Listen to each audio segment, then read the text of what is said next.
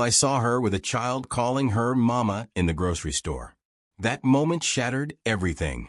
You know, I never thought I'd be sitting here telling you this story. But I will.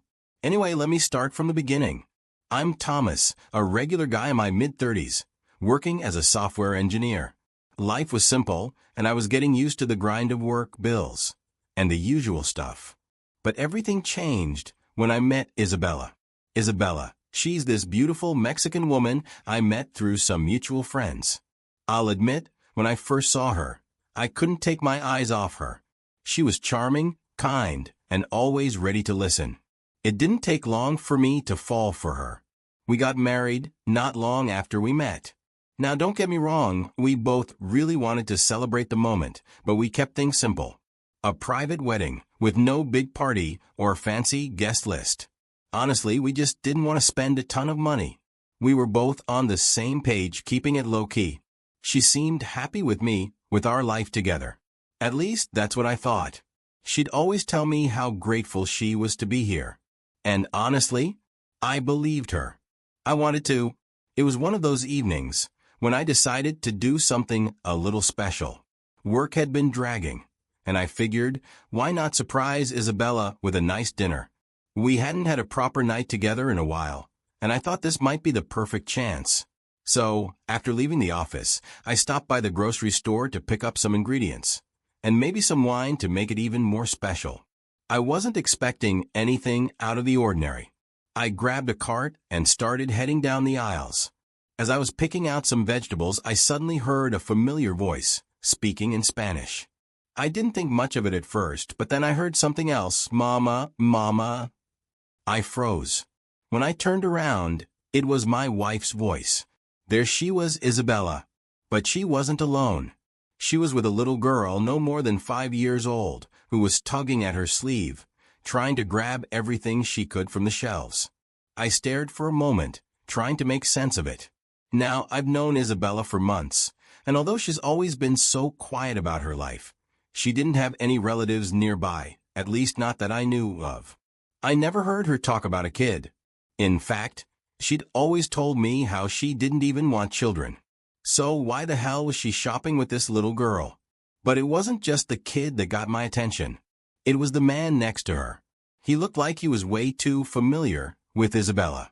They were talking to each other like they'd known each other for years. They laughed together. Their body language was way too comfortable, like a couple. I couldn't shake the feeling that something wasn't right. I watched them for a moment longer, and then it hit me. The little girl looked like both of them. The more I looked, the more I realized that this kid could have been their child.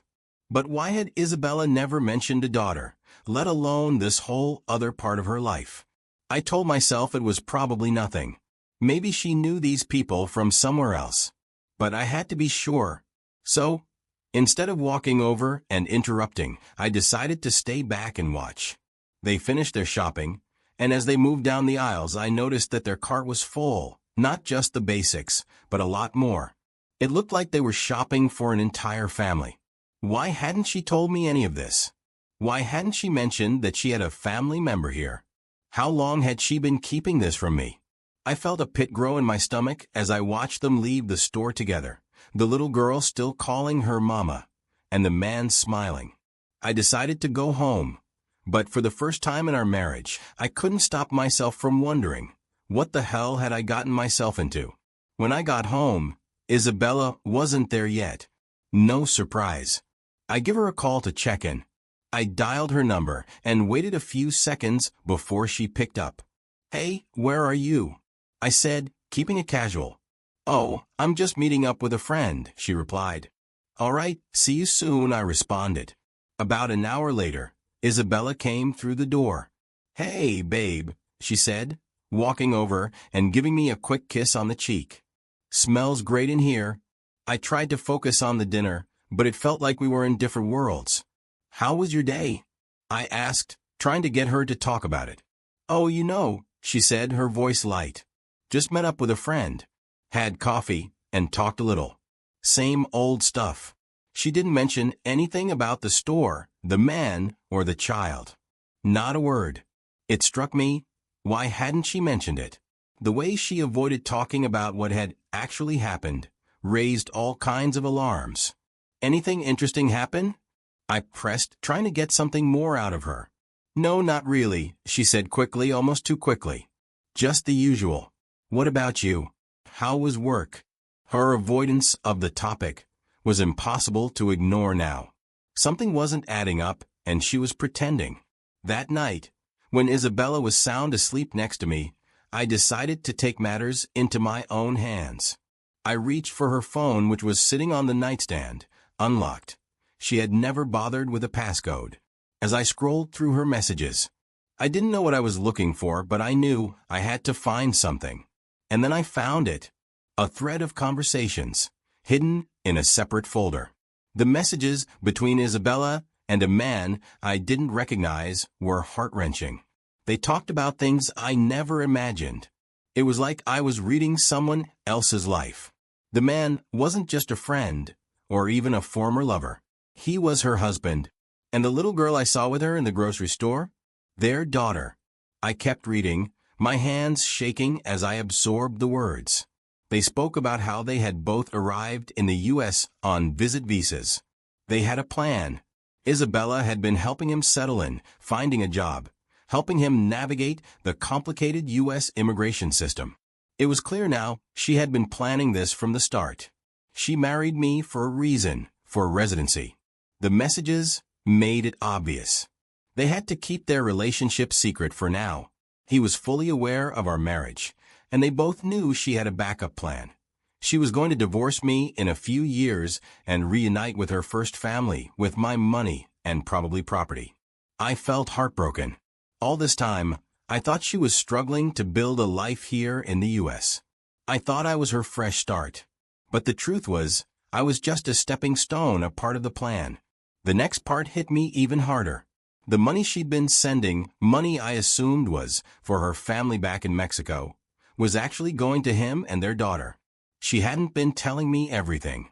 For all these months, I had been contributing to this hidden life, unknowingly helping her support the family she had kept secret. She had been playing both sides of this life, using me for stability, money, and residency while keeping her real family back home. I stared at the screen, my mind racing. The pain was raw, but I knew I couldn't stop there. I had to be sure. I had to have proof. This wasn't just some misunderstanding. This was a full-blown lie, and I had to expose it. I began screenshotting everything, every message, every photo, every conversation. I stored them all on my phone, making sure I had every detail documented. But I wasn't going to stop there. I needed to understand how deep this went, how long it had been going on. I decided to hire a private investigator, someone who could follow Isabella and get more details about her husband and child. A week later, I got the report. The investigator confirmed everything I feared. Isabella's Mexican family had entered the country on visit visas, which would expire soon. Isabella had been helping them settle in, finding jobs, and even looking into how they might be able to stay longer or apply for residency. She'd been working with them this entire time, all while pretending to be the loving wife at home with me. The pieces were falling into place now. She had been using me for her own agenda, and I couldn't ignore it any longer. Armed with all the evidence, I decided to confront her. The evening started like any other. A quiet, intimate night. We had dinner, shared some wine, talked about nothing in particular, just the normal, comfortable rhythm of our life together. But the truth was, I couldn't relax. Isabella was next to me, her head resting on my shoulder. I took a deep breath, trying to steady myself, and gently held her face in my hands. Her eyes looked up at me, calm and unsuspecting. "Who was the man you're trying to get a job for?" I asked, my voice steady but full of weight. She froze and her eyes widened. For a moment, she didn't speak, just stared at me, blinking in disbelief. The shock hit her like a ton of bricks. I watched her mind scramble, realizing in an instant that I knew everything. She fumbled for words, her lips trembling, but nothing came out. She was blindsided, completely unprepared for this. Her whole body stiffened, her facade of calm shattering. I don't know what you mean, she stammered, but the panic in her voice was impossible to hide. I didn't say anything, just looked at her, waiting. I couldn't let her keep lying to me, not anymore. Finally, I spoke again, my voice calm. I know everything you've been doing. I know about your secret family, the plans to divorce me, the money you've been sending. The divorce papers are right here on the table. Sign them and leave my house. If not, I'll send everything to the immigration authorities. You and your family will never step foot in the U.S. again. For a moment it was silent. And then it wasn't as tears began streaming down her face. She grabbed my hands, clutching them tightly as if that could change anything. Thomas, please, I'm sorry, she cried. I never meant for it to get this far. I fell in love with you. I didn't plan for all this. I didn't want it to hurt you. Her words were empty to me now. I had already heard everything I needed to hear. She tried to explain herself, tried to convince me that she is in love with me, that somehow, somewhere, there was love buried underneath the betrayal. But it was too late. I couldn't forgive her. She had already made her choice, and now I had to make mine. After what felt like an eternity, she finally gave up. Her hands trembled as she picked up the divorce papers from the table. Without another word, she signed them, her signature shaky but final. I didn't say anything as she stood up, gathering her things. I didn't want to say anything because the truth was, I was relieved. The truth was finally out, and as much as it hurt, I knew I was better off without her. I'd been living in a lie for so long, and now I could start to move on. The next day, there were no more words to say, nothing that could fix what she had broken. She didn't argue. She didn't beg anymore. I watched her go. She didn't look back as she stepped out the door, her suitcase in hand. I thought I might feel some kind of relief, but it was more complicated than that. There was no satisfaction in this, only the empty knowledge that she had never been who I thought she was. The days after she left were strangely quiet. Even though I knew I'd made the right decision, there was still a part of me that couldn't shake the hurt. The betrayal. It wasn't just that she had lied. It was that she had built her life on deceit, using me to get everything she wanted, and I had been too blind to see it. Months passed. I kept myself busy with work, focusing on things that actually mattered.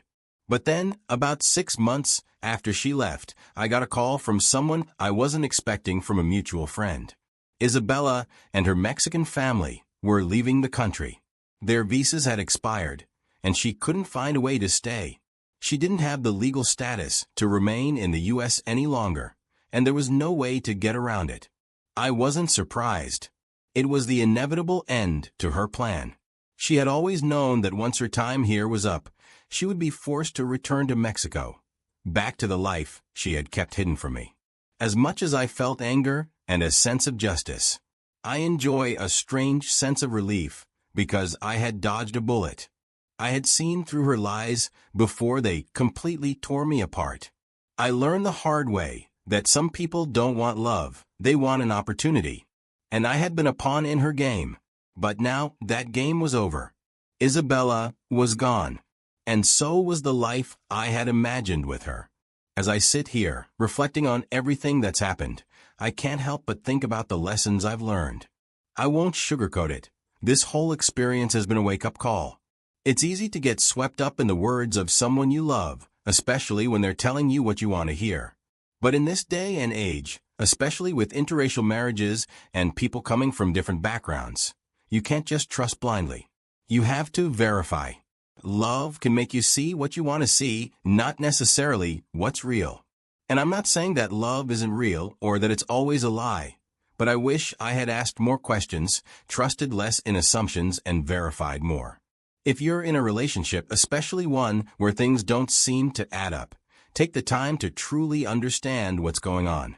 Look beyond the surface. It's not about being paranoid. It's about protecting yourself. So let me ask you this. What would you do if you found yourself in my shoes? If you realized that the person you trusted with everything wasn't who you thought they were? Would you stay and try to fix things? Or would you walk away, knowing that you deserve better? I'd love to hear your thoughts on this. Drop a comment below, and let me know what you'd do in a situation like mine. Also, if you think this story could help someone else, don't hesitate to like and share this video. Maybe there's someone out there who needs to hear this, who needs a reminder that trust should be earned, not just given. Stay vigilant, stay true to yourself, and remember that you deserve honesty in your relationships. Thanks for watching, and I'll see you in the next one.